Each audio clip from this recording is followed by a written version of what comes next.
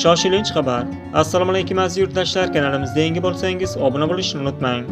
O'zgidromet ertaga 6-oktyabr kuni kutilayotgan ob-havo ma'lumotlarini e'lon qildi. Unga ko'ra Qoraqalpog'iston Respublikasi, Xorazm viloyatida havo o'zgaruvchan bo'lib yog'ingarchilik kutilmaydi. Shamol sharqdan 7-12 metr/sekund tezlikda esadi.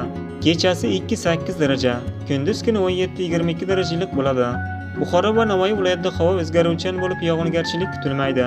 Shamol sharqdan 7-12 metr/sekund tezlikda esadi. Kechasi 5-10 daraja, kunduz kuni 20-25 darajalik bo'ladi.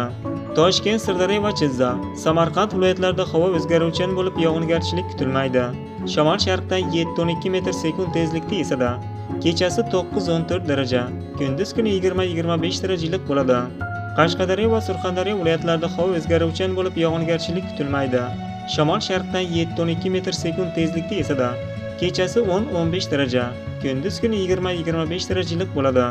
Andijon, Namangan, Farg'ona viloyatlarida havo o'zgaruvchan bo'lib yog'ingarchilik kutilmaydi.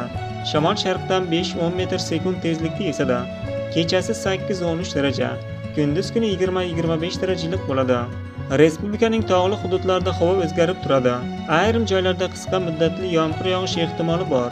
Sizlarga yetkazmoqchi bo'lgan xabar shu edi. Salomat bo'ling. Bizni kuzatishda davom eting.